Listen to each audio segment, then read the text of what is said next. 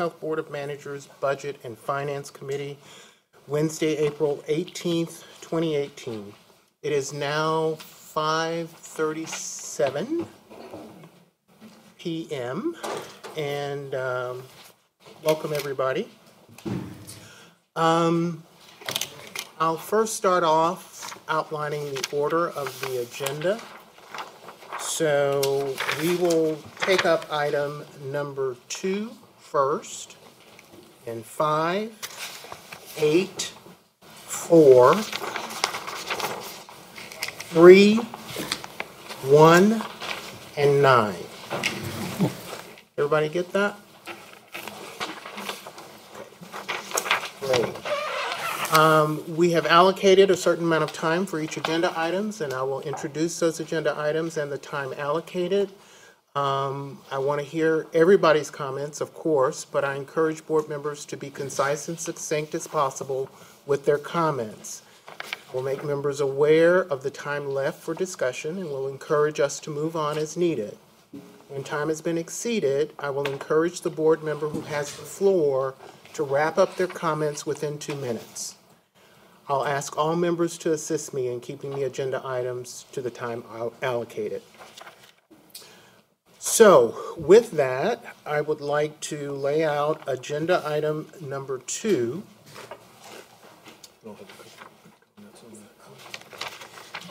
It's perfect. Receive and discuss a presentation on the FY 2019 budget development process and timeline. We have allocated 40 minutes for this discussion.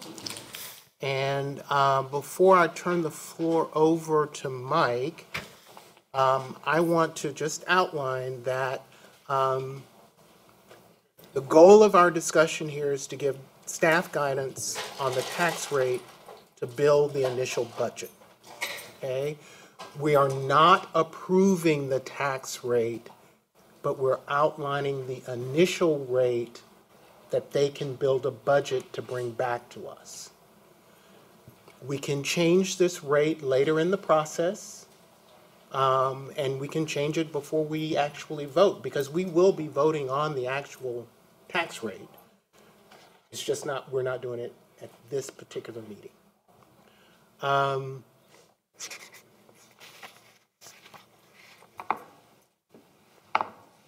I'll ask you, the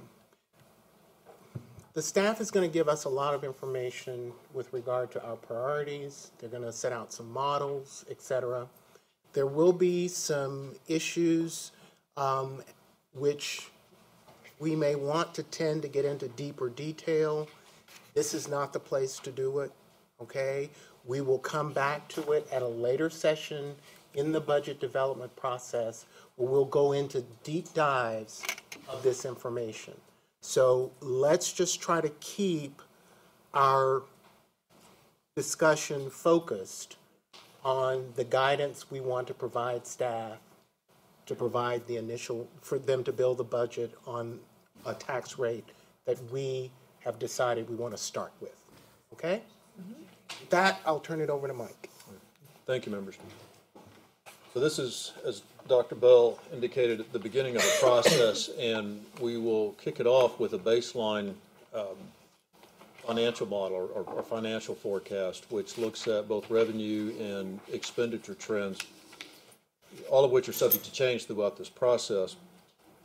And probably the next big step that we need to make, in addition to beginning the budget process, is the process of aligning our strategic plan, our business plans, with our budget and vice versa.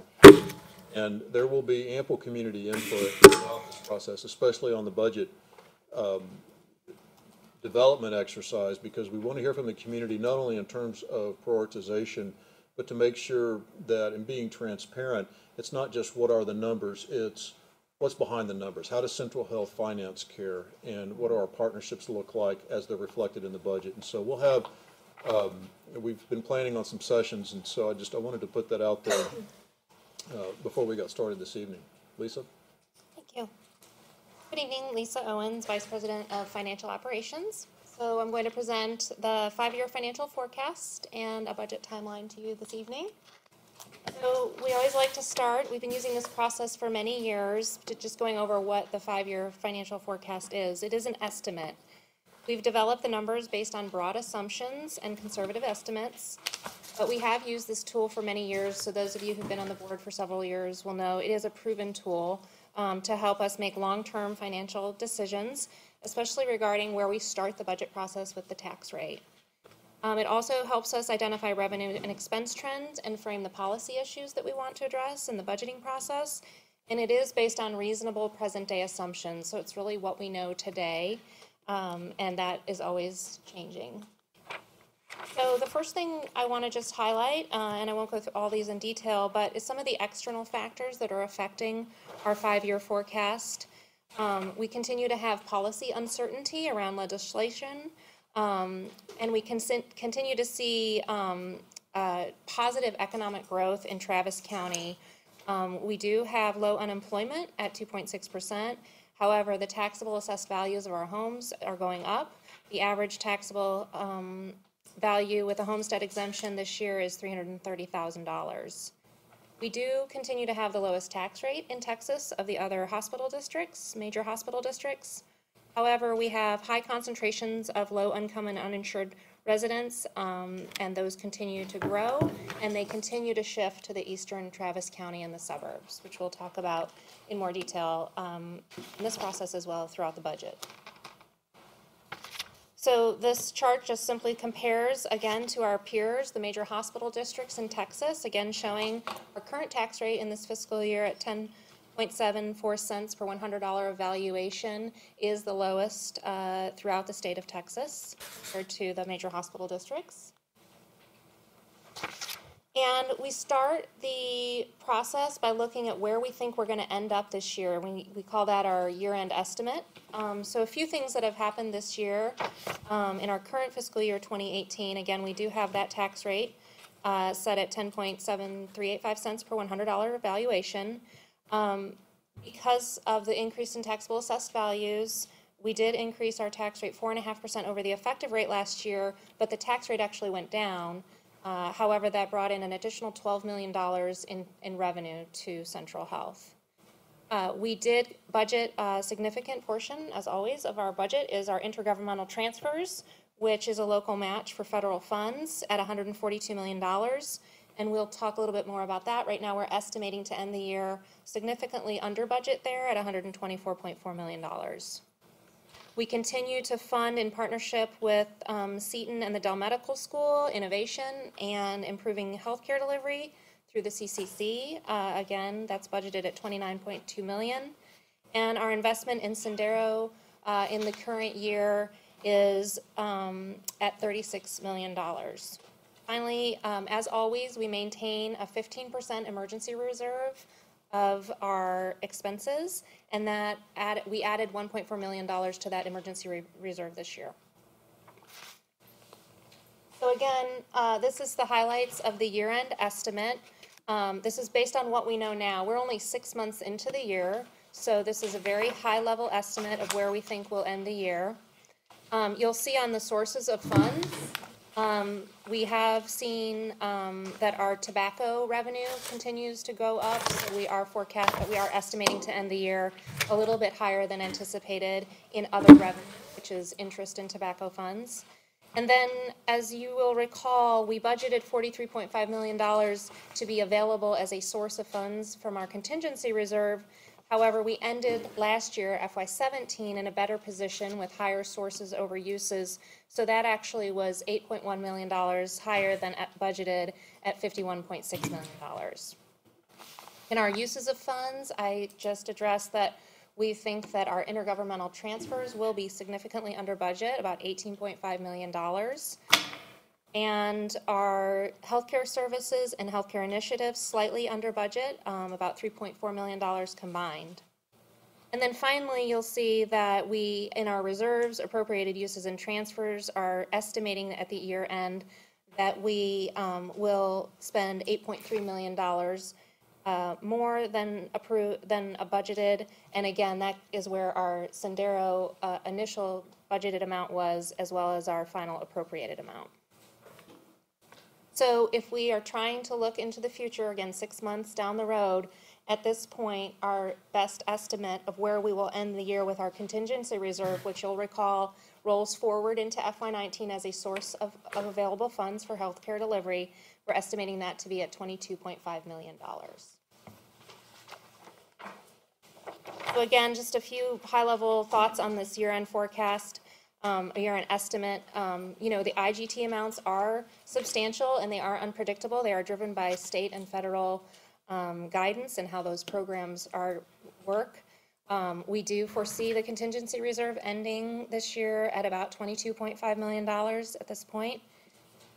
We do foresee the need for funding reserve levels to stay as a focus in the budgeting process as a result of continued reduced lease revenue, as well as our increased desire to fund healthcare priorities and expenses going up.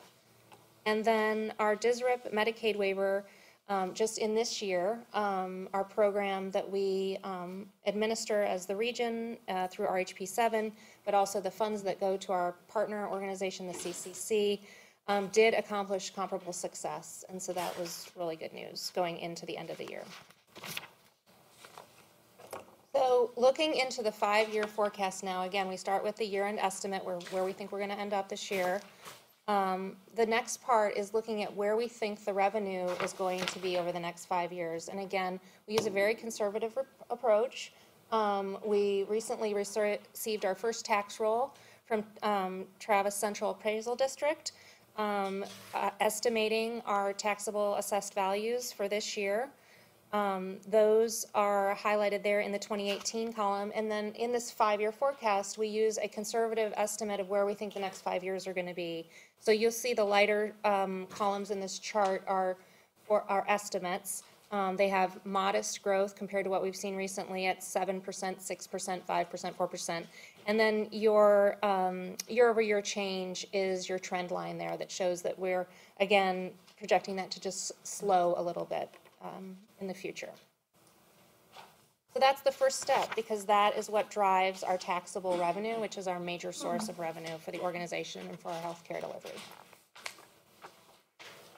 So the other assumptions that are in this 5-year forecast, in addition to the taxable assessed property values, which I just reviewed on the chart, is that our lease revenue will probably stay the same, we've assumed, although we did build in a slight increase later out in 2021 and beyond, just for potential additional leased properties or the redevelopment and some unknowns there. We also have assumptions in here that the DSRIP 1115 Medicaid waiver, as we know, will decrease 7% in 2021, 20% in 2022, and will be 0 in 2023. And this is impacted in our member payment to the CCC as the waiver funding decreases. The Sendero capitalization for the forecast period is aligned with the Texas Department of Insurance regulatory guidelines. And then the expenses, the other expenses, operating goods and services, and other expenses that we have in our central health budget for administration as well as healthcare delivery services, do have cost drivers in them. Just had a few highlights for you. Salaries and benefits. We do estimate a 5% increase. That is a combination of both pay for performance-based incentives as well as health insurance and benefit costs that are on the rise. In addition, for the healthcare providers that Central Health does fund, we do put in a pretty higher increase there, 8% year over year, for our healthcare delivery that we fund directly. And then our other goods and services, such as general office supplies and consulting and legal, those range between 3% and 5%, but on average are between 4% and 5% for the overall expenditures there. And again, you'll see more of this detail when we share a budget with you. A couple other things that I just want to highlight is that campus operations are a significant expense for us this year as we've taken over the operations of the campus. We did continue that in the 5-year forecast with it, slowing in the later years. And then we also continued two new things that were in the budget last year, which is a new initiatives budget, as well as our women's health budget. And so that's in there as an assumption for the 5 years. We also have significant planning going on around capital projects, which we will talk about in detail in the budget process. We will have a separate capital budget for the budget this year because of the many projects that are being discussed. And I just wanted to highlight that we've allocated the debt service funds for that type of work, but it will be more supported by that capital budget when you see that in the budgeting process. So what we'd like to show you tonight is taking all those assumptions into one massive spreadsheet, what it kind of shows us as far as this high-level 5-year look. I prepared 3 scenarios this evening. You know, these are scenarios. The model can be changed, but we thought this gave you a good snapshot of different options for the organization just to consider and to give us an opportunity to start somewhere with the budget. So what changes in these scenarios is the revenue based on the effective tax rate or the increase over the effective tax rate, but what is the same is the expenditures. So when you look at the forecast and the charts, just keep in mind there's no change in assumptions in the expenditures. They're all consistent. So the first scenario that I'll talk through is just 2% over our effective property tax rate year over year. You'll see in this scenario, our sources don't ever go over our uses. Again, we are in the process of a planned decrease in our uses being higher than our sources because of the lease revenue changes, and we had planned for that for years through the transition of the campus, but we want to start seeing the sources over the uses.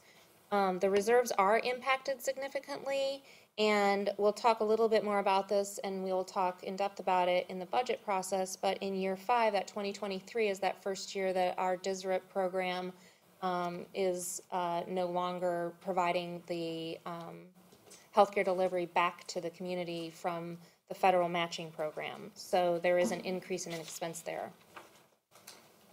So this scenario shows our reserves at a negative 12.9 in 5 years. 12.9 million. The second scenario is the scenario that we have used for several years, at least the past couple of years that I've been on our team, is the 4.5% over effective year over year. You'll see in FY19, it gives us an additional $4.6 million in revenue.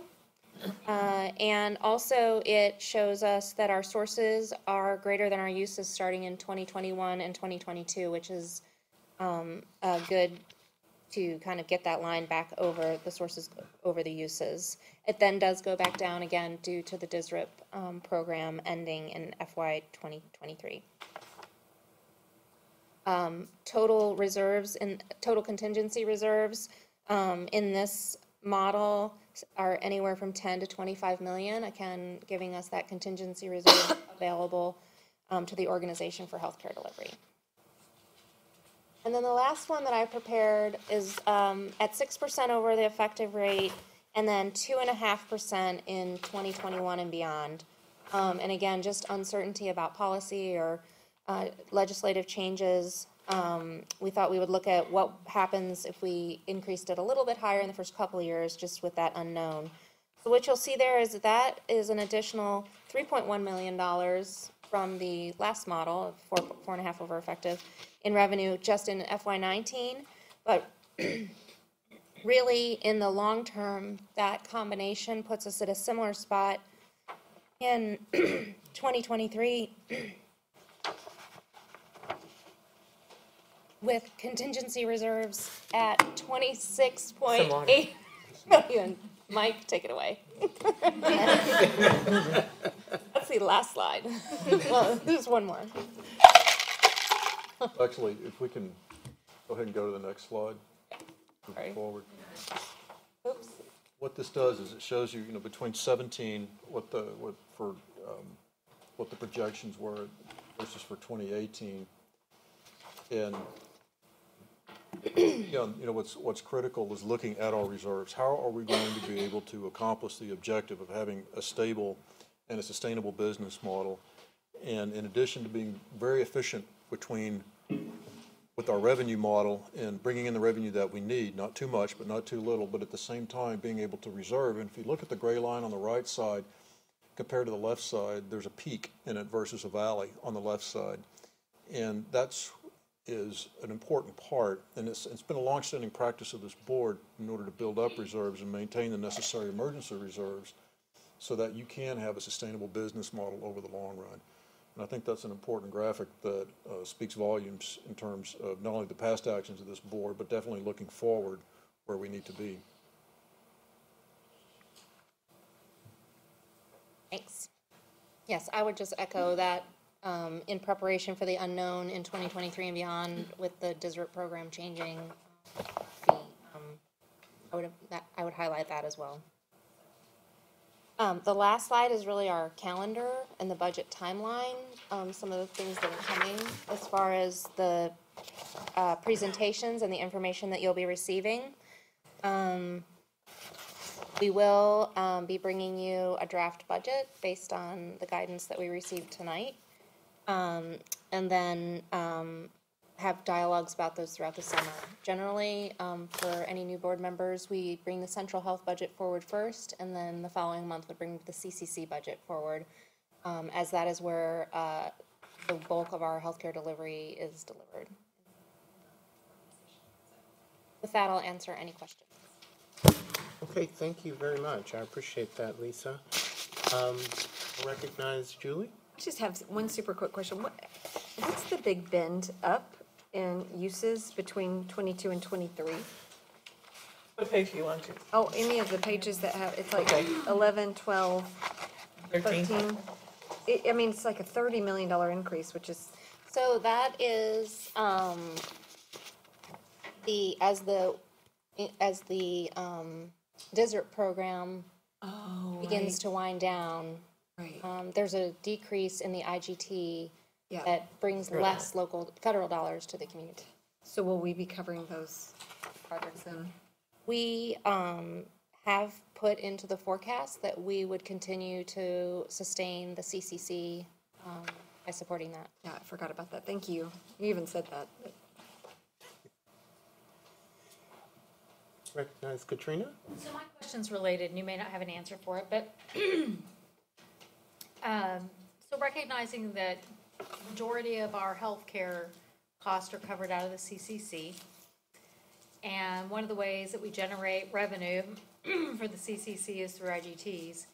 And this whole concept of DSRIP was to pay for value and decrease UC over time. Do we have any sense of, maybe I think you just answered this, but are we really thinking we're gonna lose revenue here? Are there other opportunities to capture those federal funds, or it's just a big question mark right now?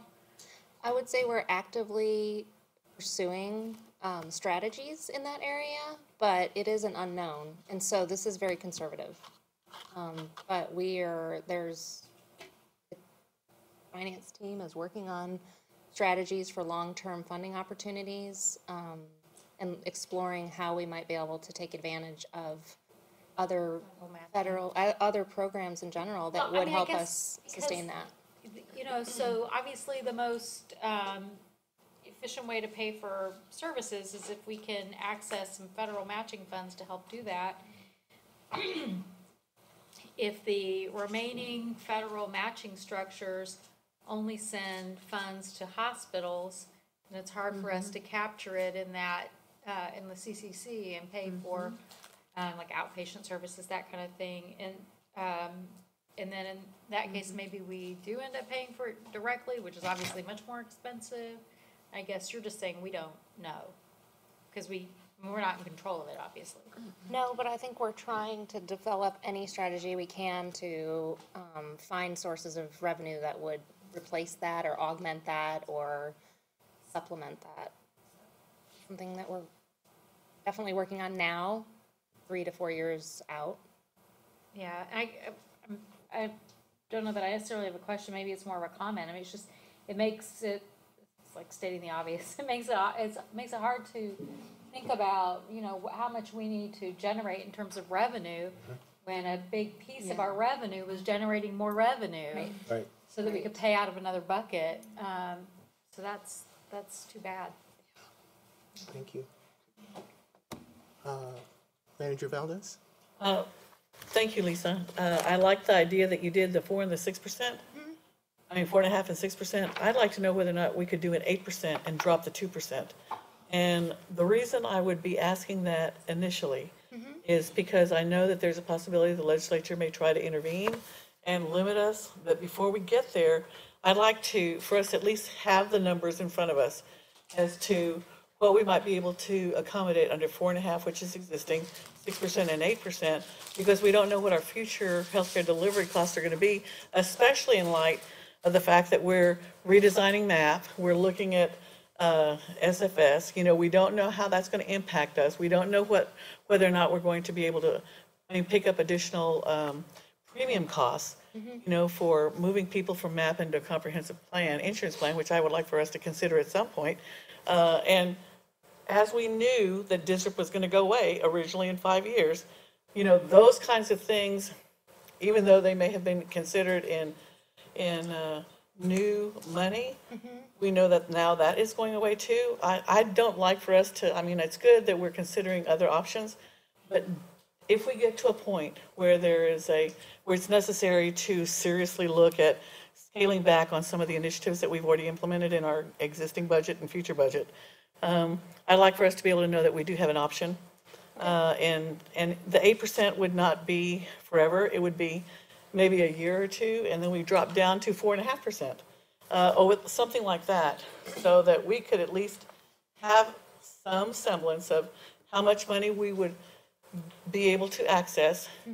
Look at having some serious reflection on what things we need to cover, especially in the sense that some of those programs may go away, but we do want to have direct services increased to accommodate additional people coming into our tax rolls, into our care roles, and maybe looking at some kind of revenue coming in within the next couple of years off the Brackenridge tract, and bring that into the budget to see whether or not we're actually going to get any real revenues out of that or not. But having an option, I think, is really important. So while we can. So you're asking that there be a model of 8%? 8%. Additional Additional 8. revenue Early assumptions. on and then Early dropping on, down. and then we drop down, maybe go back to the 4.5, but then Right. in 2 years or next year, we never That could be utilized. reevaluate. To inform our discussions. That's as we exactly go. right, Understand. for those future healthcare delivery costs. Mike? This is a capstone statement, I think, between the two previous questions. We may very well come back to you with something that's up above 4.5% as we go through this iterative process where we're building strategies and necessary projects and investments to get us to where we need to be to achieve the objectives of delivering care and delivering the right kind of care. And so again, this is an iterative process, and we're happy to entertain any revenue models and just plug any numbers in. But, I think the process we're about to go through over the next couple of months is going to force that question of, do we need a higher tax rate because we have things that we need to go do? And one more reason for looking at that initial increase, possibly for the next 1 or 2 years, is because we are not sure exactly what the contribution to the CCC may be that we may necessarily have to pick up. So that's something that we also need to consider, I would think. Thank you. Thank you. Any other members? Ms. Autumn? I'm also trying to also be realistic. What can we do? What in the past the trend was. So previously, where were we at the cap? 2 or 3 years ago. The past 2 to 3 years, we've increased the property tax rate 4.5%, So it's been 4.5 for how long? at least 2 to 3 years. At least 3 3 years. years. Wow. And given that, so our population also has increased as well. So Okay, that was just, thank you. Since we came on the board. Okay. Any other questions? Thank you.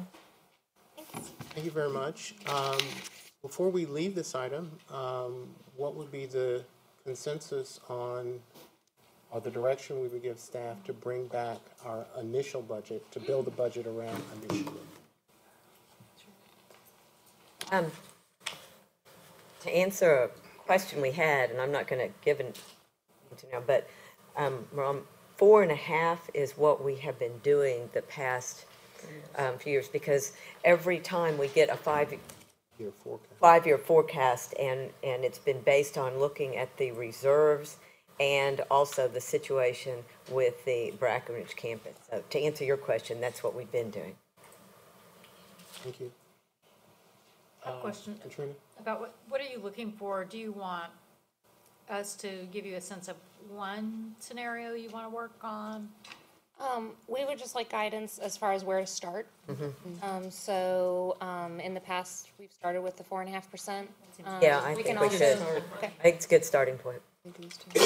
Guidance from the board is to start at 4.5%. Thank you. Thank you. Would we include the possible giving us back in May 6%? I mean, 8% rather, because we've already seen the 6. I'd just be curious as to the 8%. Certainly get that to you. I appreciate that. This week, later this week. But I also would just say, in the budgeting process, we will also know the, each 0.5% or each Right. percent is another X amount, X Right. million dollars. Right. I believe it's about $2 million.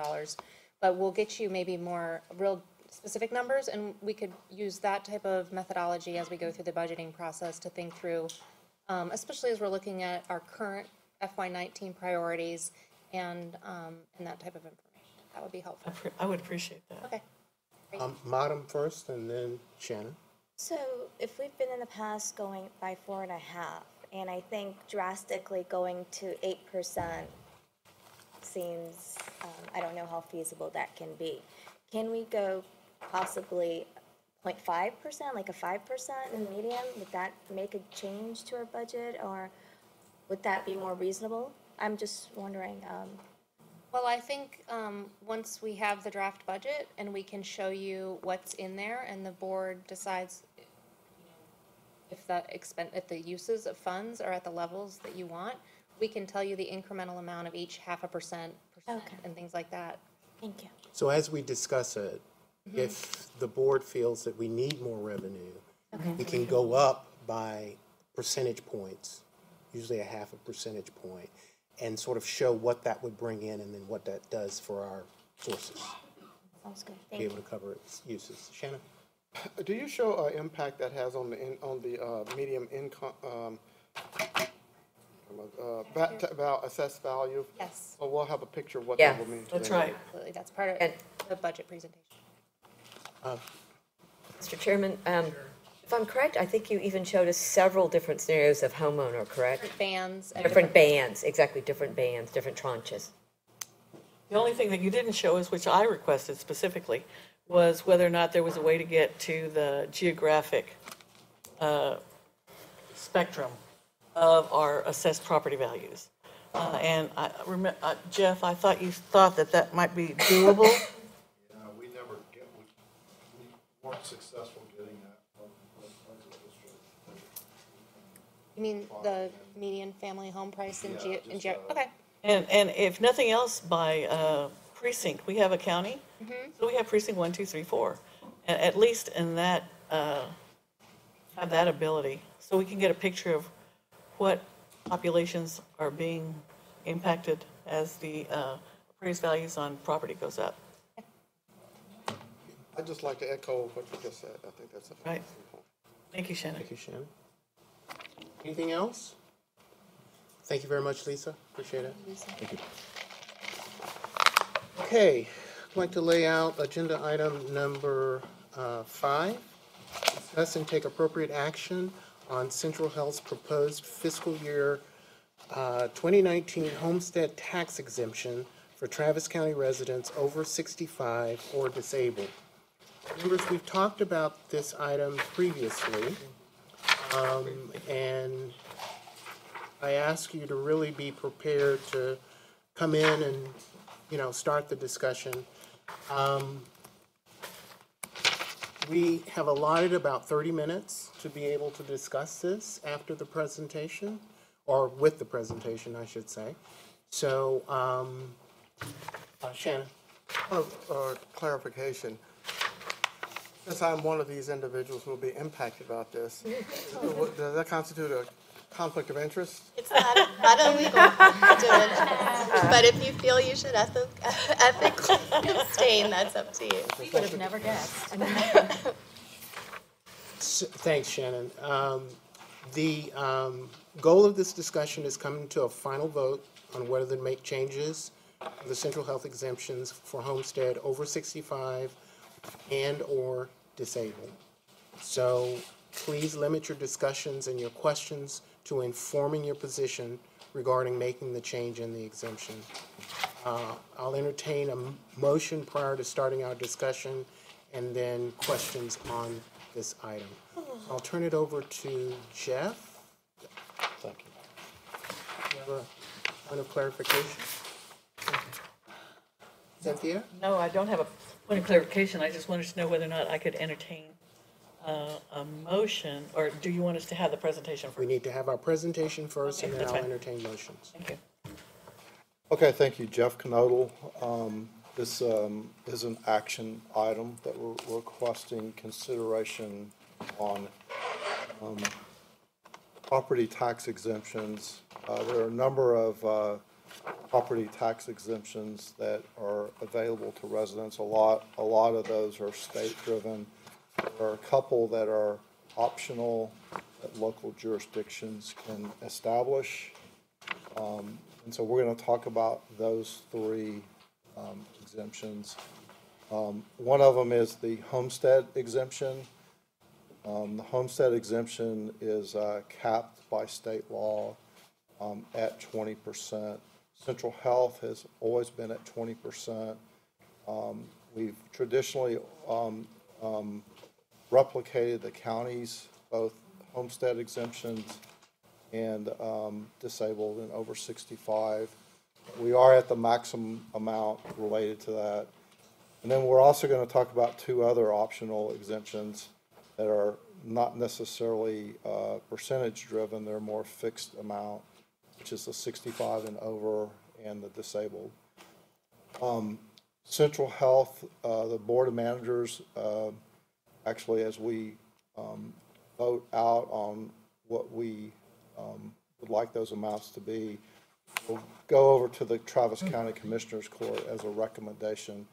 The Commissioners Court has the final authority to set those amounts. And so we'll be making a recommendation to them in May, which is kind of the timing of when we need to accomplish that in order to get the tax rate and payment process to keep it on schedule. I included a memo in your packet that explains it provides some information as far as what other jurisdictions are doing.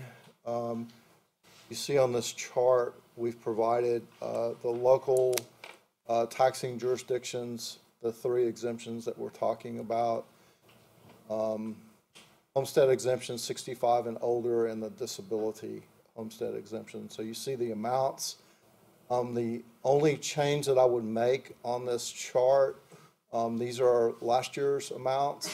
The county actually had an item last month. They decided to set their amounts early.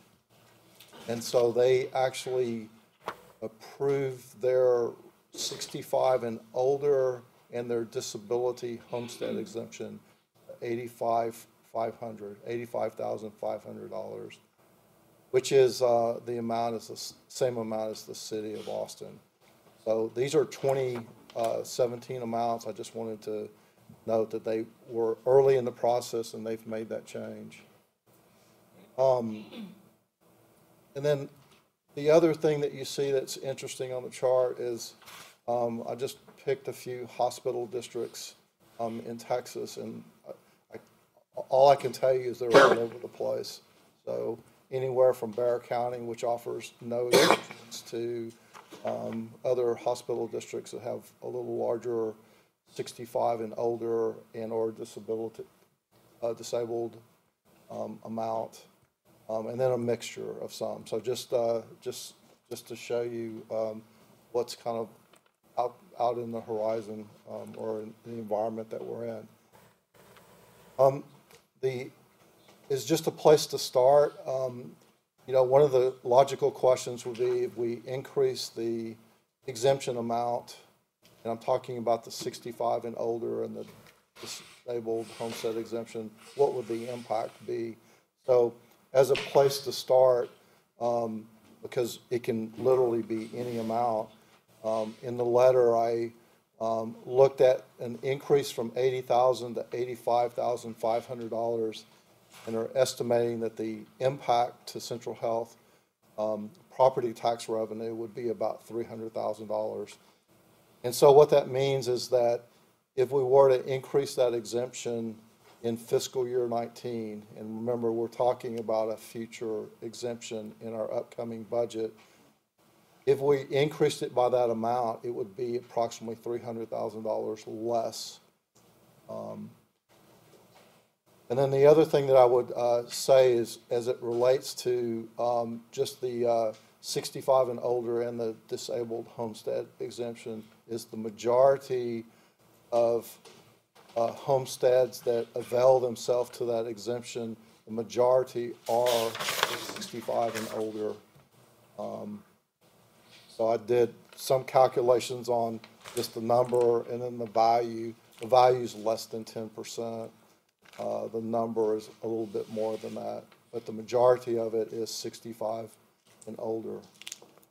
There was a request at the last board meeting, could we provide a visual or a map of Travis County, and can we see where all of the over 65 and older, sorry, Shannon, I don't want to exclude you from this, 65 and older and the disabled, homestead, where do those homesteads reside? Right. And so there should be a map that looks like this, sitting in the packet. And so the green areas, and like I said, the disabled, there's very few, it's kind of hard to see, but the green shaded areas are where the 65 and over homestead exemptions are. And then you can hardly see it, but you can see some red areas. The red areas are where the disabled homestead exemptions exist. So I know that was a request that came up at the last meeting. TCAD provided this information to us.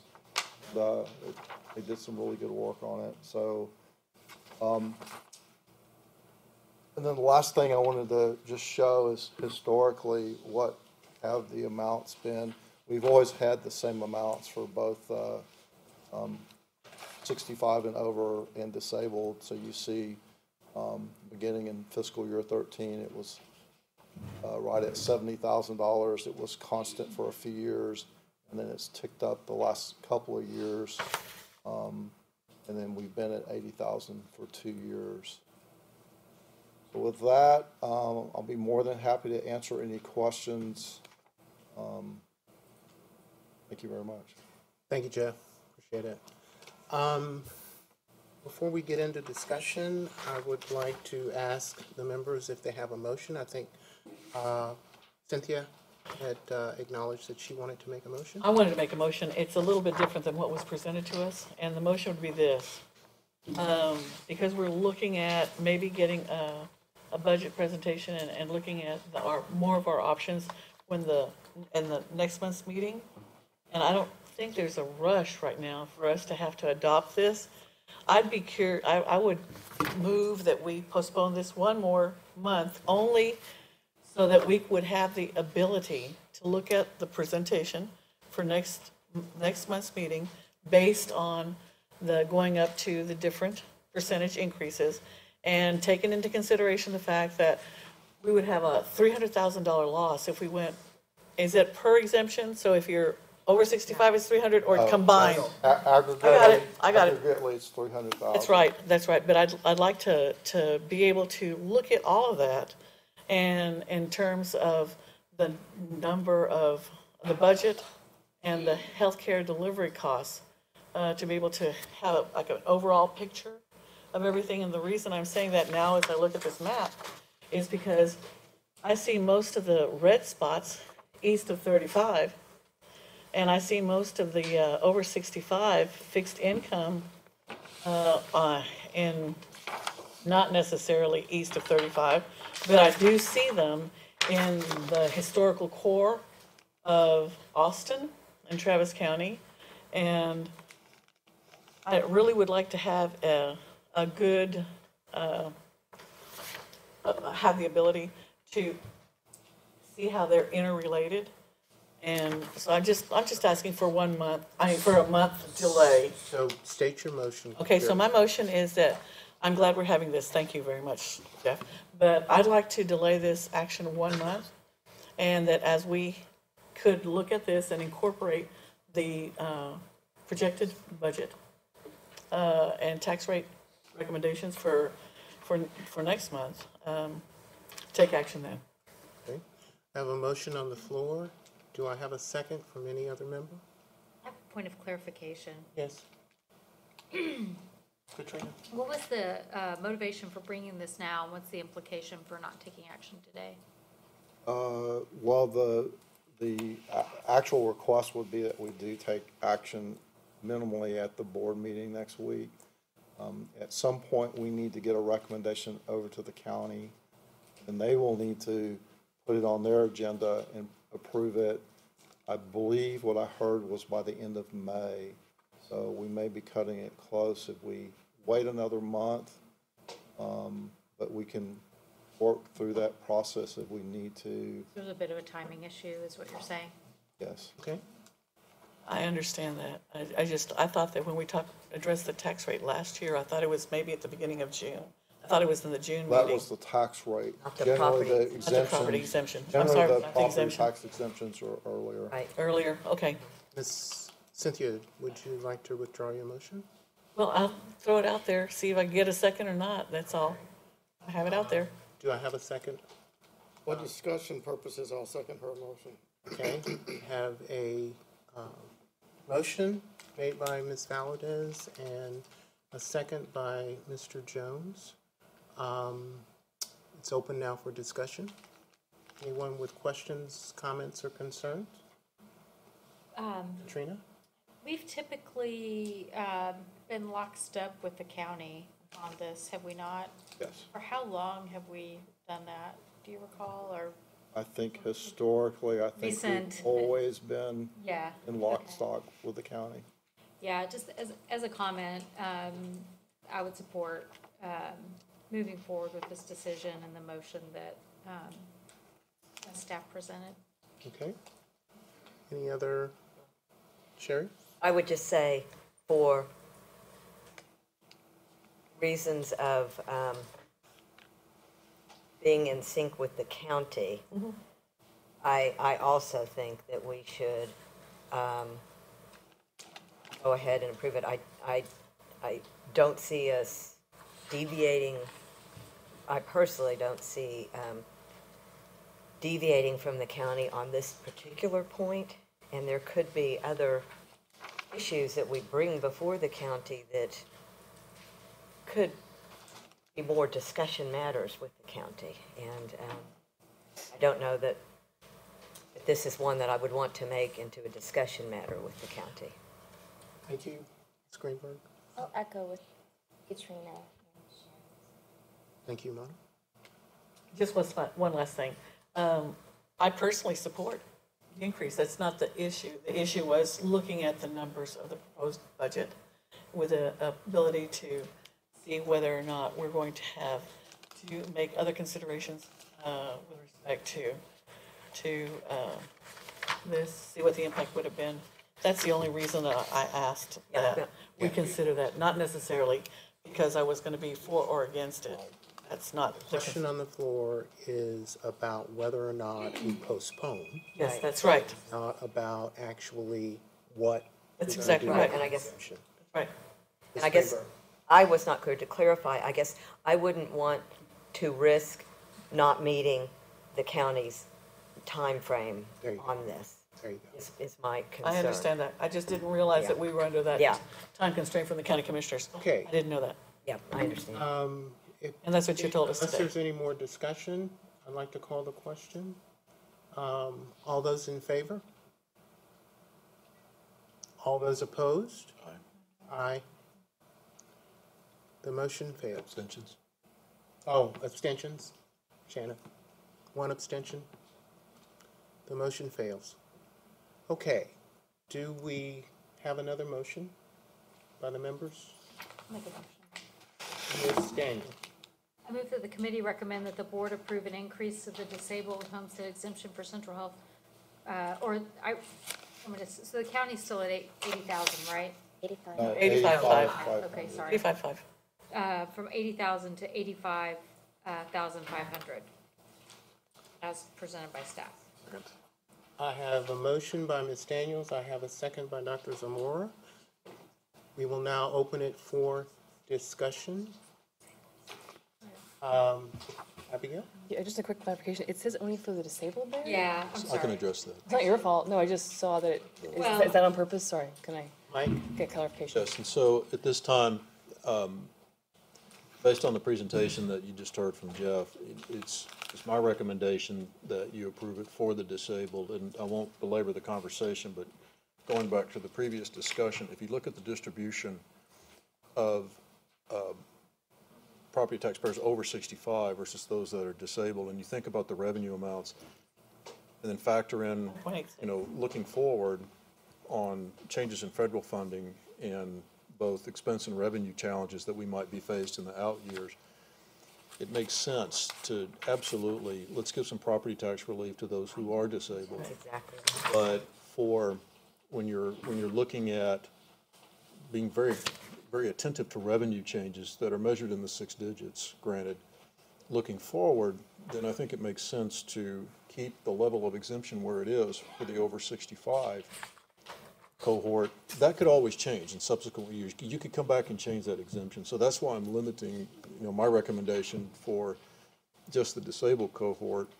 But it's the prerogative of the board. If you want to also increase it for over 65, you can do that. Sherry? Sherry has the floor. So, question, the county increased for both, right? They did. There was a lot of discussion on Yes. Two votes. I know. 65 and over. Yeah. And it's to some degree part of kind of a similar discussion we're having here, Right. which is, luckily we have the, we're a little later, we have a map. That was one of the questions that was asked. Right. Was where are the residents that qualify for the homestead exemptions, where are they at?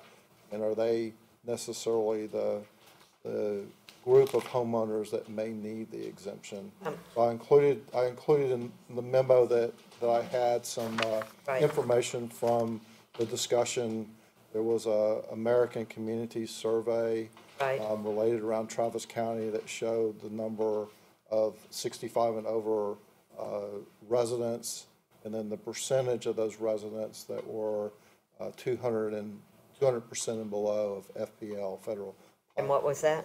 I believe if I remember right, it was 9% of residents were 65, or of homesteads were 65 and over, and of that 8% were 200% and below of the federal poverty level. So it's a very, very small percentage that are You still have the at floor. or below that amount.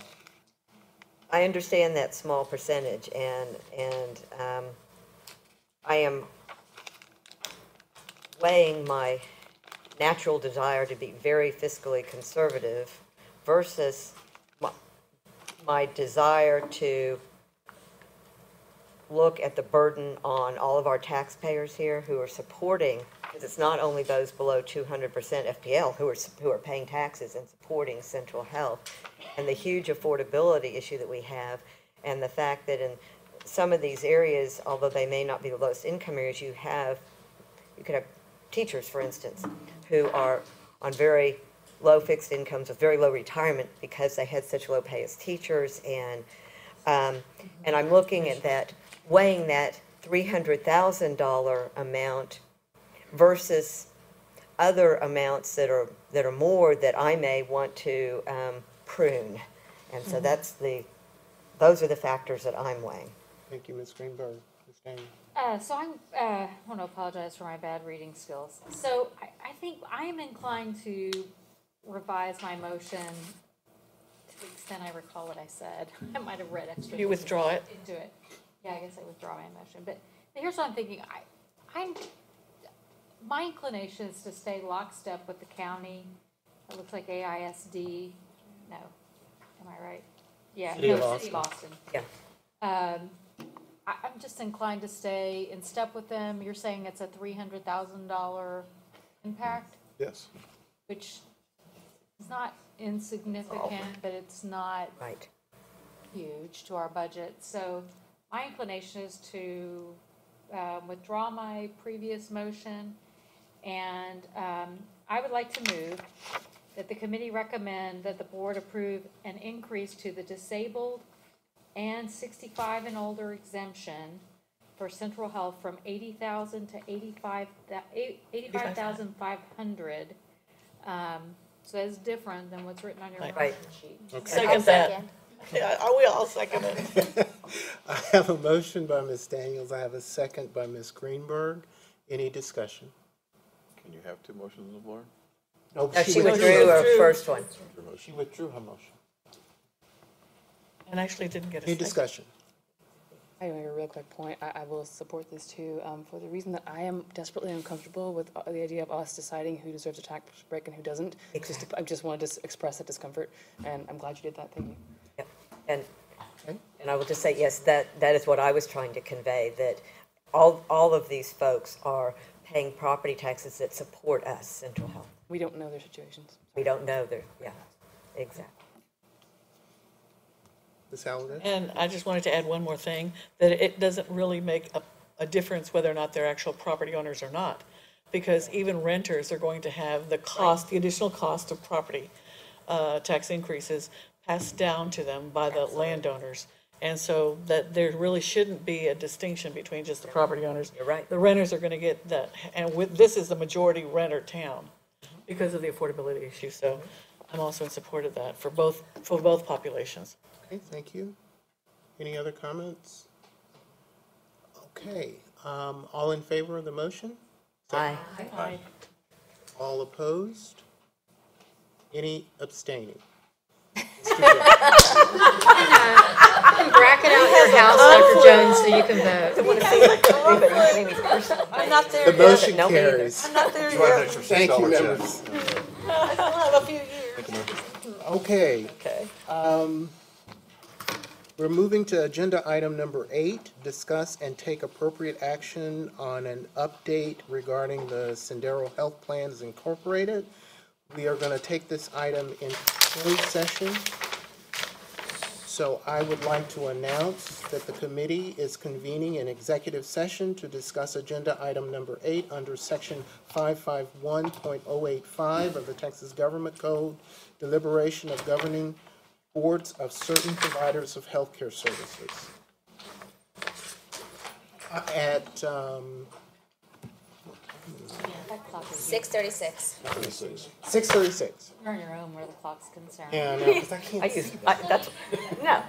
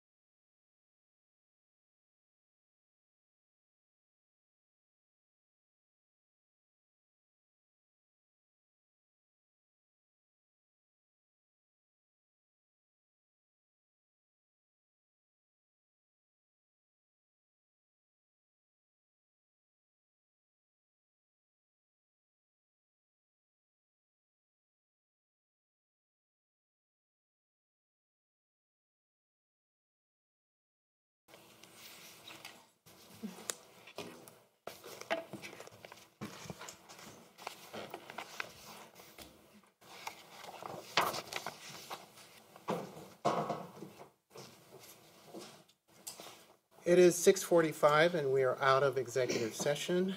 We will now take up agenda item number 4, receive and discuss a report of the February 2018 and the March 2018 financial statements for the Community Care Collaborative. And I would like to recognize Lisa. Walk us through this. Okay, great. So last month, we had a little bit of a catch-up with Central Health, and this month we're bringing 2 months forward. Appreciate that patience through the end of the year and the fiscal year-end audit. If it's okay, I will hit the highlights of the balance sheet and the sources of uses for February, but I'd like to spend more detailed time going through the healthcare delivery expenditures of the CCC on the March financial statements. So for the February financial statements, you will see that our total assets, most of our assets in the CCC, our current assets, are $78.5 million, and our liabilities for the month at the end of the month of February were $25 million. Total net assets, which includes our $5 million in emergency reserve, at $53.2 million. I'd just like to point out, year over year, that is consistent with our trends in 2017 for our net assets and the flow of funds. On our sources and uses, we did receive the DSRIP revenue earlier in the year of $56.5 million. We received a member payment of $10 million from Seton. And then we had our carry forward of our contingency reserve, again, ending the year a little bit better than we had expected in the budgeting process at $13 million. So total sources of funds, year-to-date actual, $79 million. And again, something I think the board asked for last month was the year-to-date prior, and so we'll start showing those again in more detail in the March statements. Healthcare delivery, we were at approximately $30.8 million as of February 28th, and our DSRIP program, just over $500,000. As you will know, the program is changing, and so as those contracts had ended and the new contracts are just getting formulated now, so that's the difference between this time last year as opposed to where we are this year with the DSRIP program. But you will see that start to pick up as we go forward. So total uses of funds as of February 28th, $31.4 million, and our sources over uses at this time, again, consistent year over year at approximately $48 million. Again, just hitting some highlights on slide 5, at 5/12 of the year, our primary care at 36%, and our specialty care line items are highlighted there. Ranging from 17 to 24% with pharmacy. And then our medical management and other healthcare delivery operations are listed at the bottom, on track, well under budget for the year. Total healthcare delivery costs as of February 28th were at $30.859 million. And again, I'll go into more detail on the March statements, but the last slide that we prepared was just showing where we were at February 28th for our primary care contracts, which is our long-standing partnerships with our primary care providers, at 36% of the funds spent to date, which is just a little behind where we would have anticipated being at this time in the year, 5/12 a year. So I'll roll. Are there any questions, or should I go into March and you can ask questions all at once? Do you want to do that? Go ahead into March, Okay. and then I'll take up questions. Okay, thanks. All right, so as of March 31st, cash and cash equivalents of $68.9 million. Our total assets at $69 million. Our liabilities, as of March 31st, we had just about $21.5 million. That does include over $16 million of provider costs. It is a little higher than our previous year, and some of that is due to timing of payments to our providers, but also due to a higher intercompany balance due to Central Health, which we will take care of in the future months. We had total liabilities as of the end of the month of $24.8 million, and net assets, again, including that $5 million in emergency reserves, of $44.5 million. So our total liabilities and net assets were at $69.3 million. Again, we added the prior year-to-date and the year-to-date percentage of budget, so a little bit more information going forward on the CCC financials. Now that we have quite a few years of consistent information, I think this is useful information. We are at $79.6 million in sources of funds year-to-date. We are 50% of the way through the year, and that is about 51% of the budget. No significant changes from February other than interest, a little bit of interest revenue coming in. On the healthcare delivery side, we did increase healthcare delivery to $39.5 million. And again, just a few DSRIP costs, winding down those previous projects. And again, we will begin to transition into new projects and that new program, which is being defined. The new contracts are being established. And so you'll see that start to pick up as the fiscal year goes on. Total uses of funds at $40 million. Sources over uses as of March 31st at $39.5 million. So looking now a little deeper into our healthcare delivery costs, you will see that halfway through the year, our primary care is at about 45% of year-to-date of our budget, and our specialty care at about 25%. We'll go into more detail on both of those in the next slides.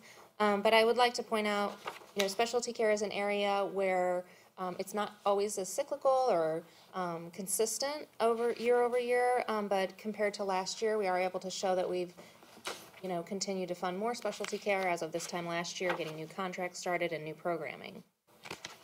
Well-established behavioral health and dental programs are both on track. Those programs also run a little more routine, like our primary care contracts. And then we have our post-acute pharmacy and medical management. These are a little bit new this year as far as how we have reported them as their own type of healthcare delivery. You'll remember last year we started up the urgent care program, and that was just part of our primary care extension. And this year we're looking a little bit more deep into those programs so that we can track that information better for you. And finally, the healthcare delivery operations, we are tracking a little bit behind. That includes programmatic staff and services to transform healthcare. It includes our eligibility and enrollment program, which is our call center information.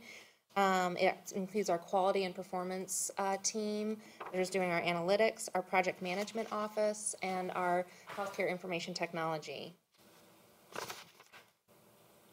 So looking a little more specifically at our primary care, these are well-established partnerships, and again, the primary care setting does operate in a more routine, consistent basis as far as the service delivery. And again, because they are established partners, we are much closer to being on track at most of them, just under the 50%, which is good.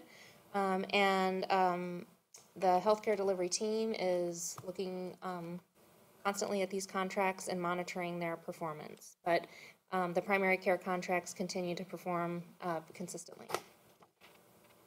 You'll see year over year, again, pretty consistent numbers, which I think is helpful. And then finally on specialty care, I did want to go through a little bit more details about where we are year-to-date actual. Again, year-to-date actual for all of these programs is $3.3 million at just 25% of budget. However, many of these programs have not started yet. Some of them are very new. So I will just hit some highlights. And then you can see, again, compared to last year, prior year-to-date actual, we are funding more healthcare delivery in these specialty care areas. So an area at the very top is the consultation referral platform and the services. You all did just approve, I believe, that contract or are going to for fibroblast. So that's something that's just starting. So you'll start to see the funds being spent in that area. We do have new programs, but some of these specialties we've been working on for many years, and those are the ones that you're going to see that we're a little bit more on track, like our partnership with Community Care, who's providing some of our clinical specialty care. as well as ophthalmology and gastroenterology. These are specialties that we've been working on for many years. Other areas where we haven't seen any expenses are urology, rheumatology, and palliative care, and those programs are being developed. As you know, John and Mark have been here many times to talk about those specialty care programs, the contracts that we're working to establish, and just getting those programs up and running. The other thing I would just point out is, different than primary care, some of these specialties may have more erratic expense trends as opposed to a kind of a consistent monthly. So that is something we are constantly keeping track of between the two departments and monitoring that. But unlike primary care and some of those other settings, behavioral health, this is an area where you may have a big expense one month and not any expenses for a couple months.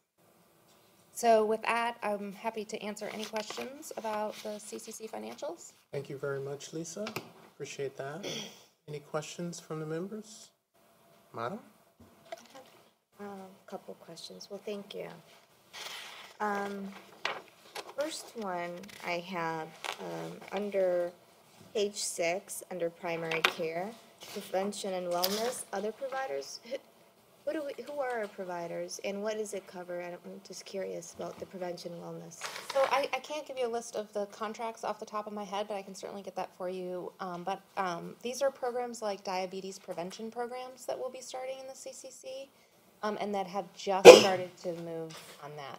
So if you, as far as, you know, what makes up that $5,000, I can get you more details. Yeah, I'm just curious to know what that prevention and wellness area. I know that one of the programs that is specifically outlined there is that diabetes prevention program that will be starting. Okay, and this budget that we have approved, it went into effect since September, correct? October 1st. October 1st. So it's been over 6 months. So in a lot of specialty areas, there's zero spending.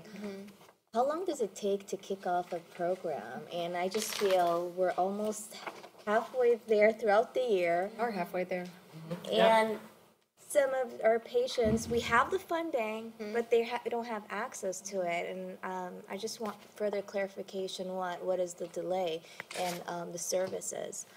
So I think there's two things. There's not necessarily a delay in services sometimes, but some of these newer programs, there's a delay in establishing contractual relationships, identifying who we are going to partner with, and of identifying even a provider.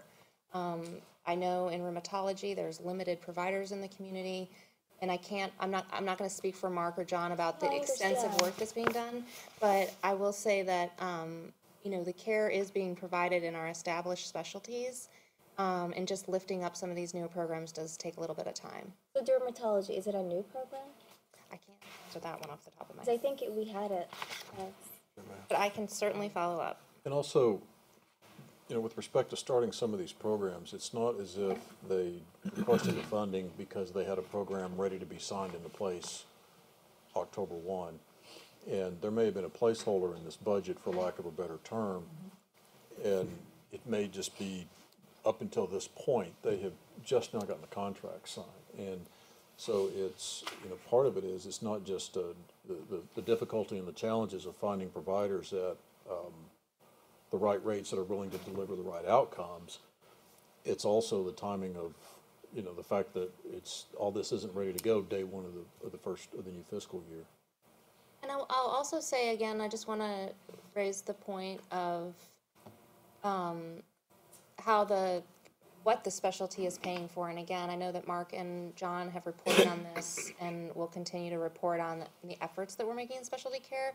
But we may be planning for a program where it's, you know, a very expensive procedure, and it just hasn't happened yet, or the timing of the procedures is just different. So I hear what you're saying, and it is a long-standing. Perhaps it's more of a comment. I want to know when are we expected these programs to go into place? Like when are effective? The timing of it, and how far along, and if we, because I really don't feel we're doing I understand Mark and his team, they're doing incredible work, and I commend them on it. At the same time, there are patients who need access to the specialty care, and we need to figure out the best route for them to get into this care. I'll follow up on that. Thank you. Thank you, madam. I just have a quick question. We were talking a lot about the dollars that we're investing through CCC in the efforts. Do we have a correlation between either the numbers, in other words, how many clients are we seeing here? And is there a unit cost that can be factored in to do that? And then finally, it goes back to a question we asked earlier, demographically or geographically, can we identify where this need is being manifested? So that conversation had just come up. Is there, I don't know the timeline on any services reporting, but we have talked about how can we try to tie the services reporting to the financials? Because I believe we provide you service reporting on a regular basis through the CCC, but it's not at the same time as the financials. That's right. And so we want to try to link that a little bit better. We've had that conversation internally. So And therefore, we'd Sure, be when the able to next answer that question because services- the right people would be here to be able to. Yeah, I think it would be very helpful for Yes. taxpayers to see that, X number of people are being seen with these dollars. Agree. And we refer to that as the composite report or the composite Right. dashboard, because as Right. Lisa's saying, it brings these two issues together, but it answers the most basic fundamental question. What are we getting? What's the modality for delivering these services? And then in the future, it won't be perfected for, this coming cycle, but in the future, actually have health outcomes as these contracts begin to mature in terms of that value-based care. Thank you, Mike. It was, Okay, Cynthia, and before you start, we've got 5 minutes. so Shannon, I want to thank you for asking that question, because that's a question I myself have asked for a few years, because I wanted to see how that money being spent was tied to services that we were providing and our priorities that we had outlined in the strategic plan. So I'm still waiting for that. I'm glad you're asking the question, because I hope we're getting it, and thank you for working on it whenever we get to see it. Now, with respect to, I'm going to the sources and uses page 4. Under member payment, approved budget was 58.8 million, and this was supposed to be a source of revenue to central health. Am I correct? No. For CCC. I'm sorry, not central health, CCC. There It's you a go. CCC budget. This was supposed to be a Seton contribution to CCC, and they only contributed $10 million. To date, So far. this year So far. to date. Okay, so we're hoping that the 48.8 million will come in before the end of our fiscal year in September, correct? Yes, and that, again, the member contributions are subject to the provisions in the MSA. I understand that perfectly, because there's nothing delineated for their 49% of our CCC. And with respect to item number, I guess it would be on page 5, healthcare delivery services, medical management. Now, I keep seeing medical management. Explain that to me, because the amount spent always is higher than if you were to take it out for the calendar year, or the fiscal year, rather. So what is that? So the medical management program that the CCC offers, I'm gonna give you a high-level overview, and if you'd like, I can have the staff come back and give you more details about the day-to-day operations. But they are providing care coordination, and healthcare, care coordination services. They're helping to run our transportation pilot for our patients, and it is a staff-driven line item, those expenditures.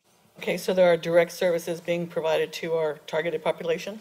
Care coordination, transportation coordination for the CCC-covered population. Those are those added value type things? Are those salaries? Yes. It's not just salaries, staff and other expenses. Oh, staff would be salaries. Yes, It is salaries? yes, Okay, thank you. Partially. Partial. yes. And under that, I guess, Maram, you asked about the health, prevention and wellness, but the city of Austin EMS, why are they at 42% of their budget already? And this would have been in the third month of February. I didn't get to March, but I'm sure it was. They're at 50%. Yeah, no, in March, they are up to. And that would have been a quarter of the, or a third of the year through, fiscal year through. So we're 50% of the way through the fiscal halfway year, and they're actually at 50%. They're exactly at 50 at 50. Okay, oh, we're 50. They're halfway through and they're at 50%. Okay, I saw, okay, thank you, thank you. And then again, the medical management, I don't need to ask that again. With respect to other providers, now, Maram, was that something that you asked for under specialty care? Because I noticed you said, Prevention and wellness. okay, so I'm asking about other providers under specialty care. It's not a lot. It's only 30,000 that was approved, but the year-to-date budget is almost 60,000.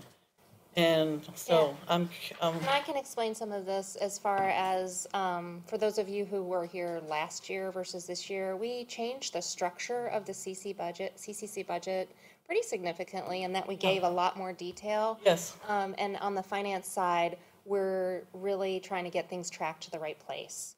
And so some of this is just getting things coded in the right area, and some of those providers that we're having to dig in a little bit more and explore, and this is one of those areas. So we may see an adjustment there, but if you like, next month I could bring you a list of what's in that. Yes, so that it's after we've included. gotten it all straightened out. that would be very beneficial. Thank you very much, Lisa. And let's see, I think there's one less. Nope, I think that's it. That was it. Thank you very much. I appreciate that. Thank you, Ms. Valdez. One final question on that same page. What's Project Access? That's the Travis County Medical Society's project to fund uninsured that don't qualify for either Medicaid, Medicare, or the MAP program. Okay, so it's, We use the $330,000 to pay for their medications. okay. Everything else is donated. So the patients who qualify for Project Access will be assigned a medical home, a primary care home, and then that patient will stay with that patient, with that physician, and then that physician he or she will, if they need referrals to specialty care, will coordinate that through Project Access. So the $330,000, and I know this because I'm the executive board there too, only for medications, not for administrative costs. Okay, The cost for administration is paid through the county medical society's budget, and everything else is donated. It's ancillary services, laboratory, X-rays, even hospitalizations, all donated services. so I guess my question was exactly 165 last year and exactly 165 this year. So it seems like, is it that we pay a certain amount every month? That must be an even amount? That I'm going to pass over to the executive management I team. believe so. Okay, that's, I can double check on that though. Okay. I'm sorry, Ms. Greenberg. Just one quick question, again, on primary care, the volunteer clinic, and it truly is volunteer. Right.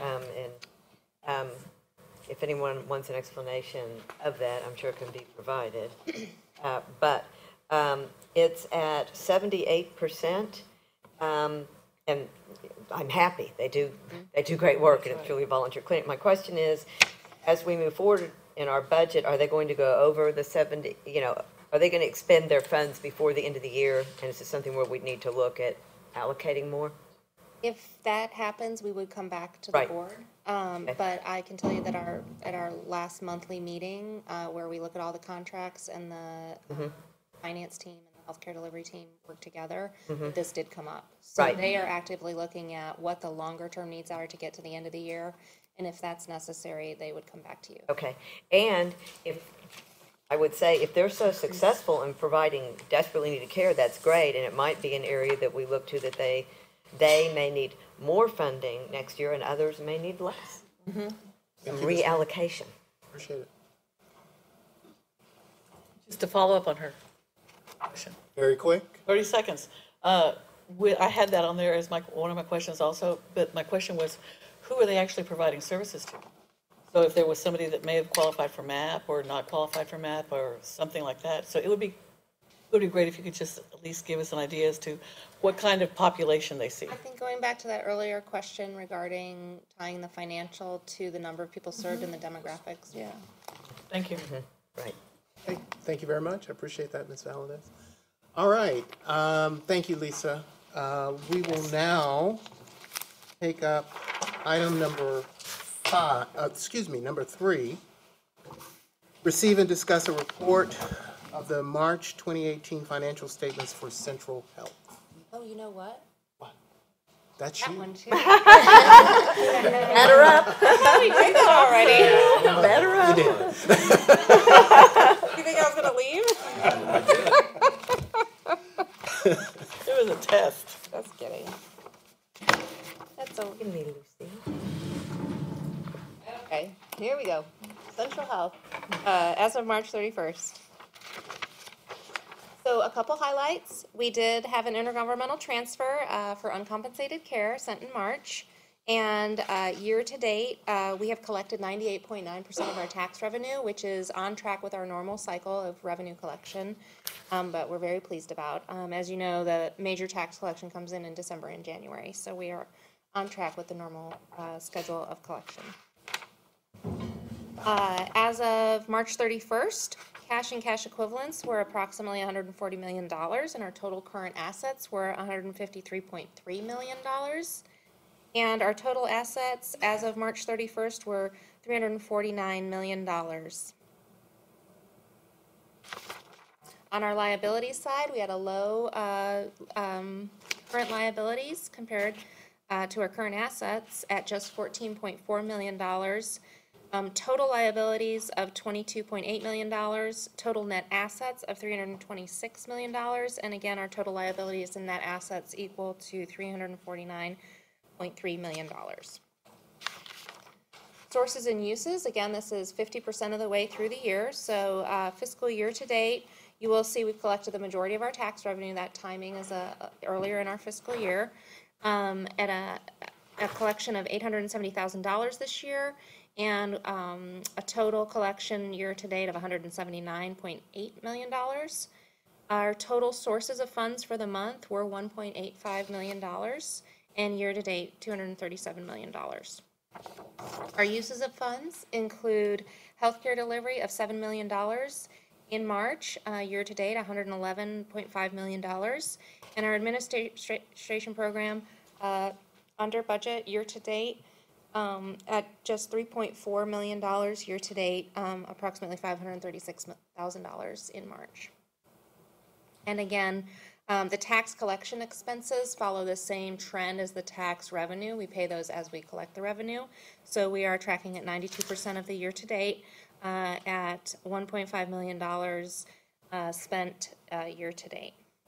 Our total sources over uses in March were sources under uses of $5.7 million, and year-to-date sources over uses of $120.7 million.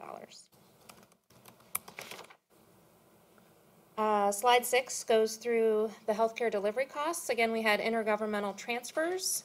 We also had provider costs through our providers that we pay of just $134,000 this month. Total year-to-date, $2.3 million. Our total IGT and provider costs at $6.2 million for the month. Our healthcare delivery operating costs, which includes our eligibility and other healthcare service delivery provided through Central Health, at $2.3 million year-to-date. That's under budget as well, at just 27.8% of the year-to-date budget. And then finally, on other costs, this includes some key areas that we've focused on in the past, which is the campus redevelopment, the ACA enrollment, and the CHAP program, and other debt service. Those come in at $2.75 million year-to-date. So again, year-to-date, our total healthcare delivery is $111.5 million. And that is on track at just under 50% of our annual budget. Our last schedule just shows you our IGT payments year-to-date. We will be updating this. I just found a typo as we were coming into the meeting. So there's a couple numbers missing on the last line. .2 for St. David's fiscal year-to-date IGT and .6 for the budget for their district projects. But we'll get that updated before we post it online. And with that, I'll answer any questions. A fairly routine month, and the operations continue to be very consistent in Central Health. Thank you, Lisa. Appreciate it. Ms. Oliver? I have a super quick question, and it's really just a request, and I think I requested it last year, but I can't remember. Under the charity care line, can we make a footnote that tells what that is? Because it is a charity care payment to Seton. I'll add that. Thank you. Thank you very much. Any other questions from members? Ms. Valadez? I'm going to start back on last page first, because that's what I'm looking at. Under other costs for the healthcare delivery operating costs, there was we have personnel costs of $333, but then you have consulting services, legal fees, and other services and purchase goods. That's about $291 million, almost the cost of personnel. What is that? I'm just curious. Again, for the different contracts, is that it? Where are On you? page, okay, what I was looking at was This month, I see what you're looking at. the written descriptions that you gave. Following that. So I can certainly pull the detail on some of this information, but your other I can get that. services and goods is going to be just business expenses that we may have incurred this month, and some of those aren't flat. Some of them might be, every few months we order something, or there might be a specific need that came in professional services, or a specific need in a certain area for the program. But year-to-date, we are tracking behind on that. But if you want, we can get you the detail of what, for the month of March, I appreciate that. what's in that? Is that what you're asking? Yes. Okay. And then on the ACA enrollment and subsidy, that $162K. I know that the ACA was over December 30th, or 31st rather, but are what we are putting here, is that the the subsidies for the premiums? Is that what that is? Page 6. Or other costs? Slide 6. There are other costs, second. I will say, I think that is a majority of subsidies. I'm trying to look up that specific line item. I can look that up.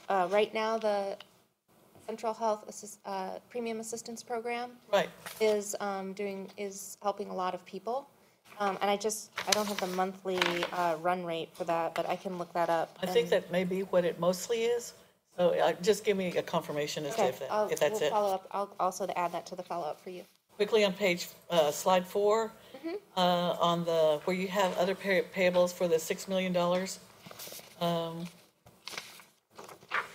is due to Seton for the charity care and the distribution of the 2016 tobacco settlement proceeds. For 2016, So that's the tobacco year, 2016, which is last year. Right. We're about to get the next year, yes. so it was my understanding, and you can help me, or help clarify this, that the 2016 tobacco settlement payment was prior to the out-of-county IGT. Because it was my understanding that they were using also the tobacco settlement proceeds prior to this year for out-of-county IGTs. No, I'm just asking what this is. The 2016 tobacco settlement proceeds Right, and is there, and what is that for? So what is that for? So Central Health files on behalf of Travis County, Central Health, and Seton for tobacco litigation proceeds. Right. We receive them, and then we pay them out to the partners. We have not paid that to Seton yet. That's right. I think that's why it's a liability, correct? Yes. Okay, but I just want clarification, Mike, if you don't mind. It doesn't have to be today or right now, as to what that is a liability for. It's the tobacco settlement and No, the because charity we care. were told it was a possibility of out-of-county IGTs. That's all I'm saying. But I'd like clarification. For 2016, it was prior to the decision made, not, Right. so I'm just asking, because it's 2016, that's the only reason I'm asking, as opposed to 2017. We don't have any liabilities for out-of-county IGT. Okay, okay. Thank you, I just was wanting to know what it was for. Okay? And then item number 6 on the, I think it's priority page. And then,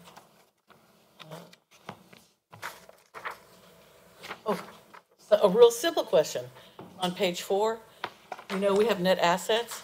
So the investment in capital assets, are those like the buildings that we Yes, own or the? in fact, if you look at our assets, our capital assets on on page 3, that's a really good explanation of everything that we have, broken down by the different asset categories and the depreciation. I was just curious as to what buildings. Do we know? I mean, of course, we have a list of the buildings. I'd love to see it at some point, okay? Just to know exactly what it is that Central Health owns. The buildings, The land and the buildings, yeah. land and buildings? Is that it? Oh, Thank you very much. thank you very much. Okay. Now, thank you very much, Lisa Owens. Appreciate it. Sherry? You leave the stand. Oh, I'm sorry, Ms. Greenberg.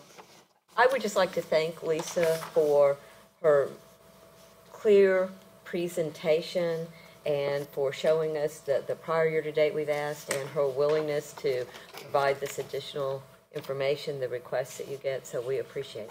Thank you. Thank you. Thank you, Lisa. Appreciate it. All right, agenda item number 1, approve the minutes for the following meeting of the Central Health Board of Managers Budget and Finance Committee, March 21st, 2018. Do I have a motion? Move to approve the, I move the adoption of the, Valadez? yes, sir. I move that the committee adopt the minutes for the following meeting, and that is for March 21st, 2018. Do I have a second? I have a motion by Ms. Valadez, a second by Maram. All in favor? Aye. Any opposed? Any abstaining? Motion passes. Agenda item number 9, confirm the next regular committee meeting date, time, and location. The next Central Health Board of Managers Budget and Finance Committee meeting is on Wednesday, May 16th, 2018 at 5:30 p.m. Central Health Administrative Offices, 1111 East Cesar Chavez Street, Austin, Texas, 78702. Do I have a motion to adjourn? Ms. Greenberg, Ms. Valadez, second. All in favor? Aye. Any opposed? Any abstaining? Motion carries. Thank you, members.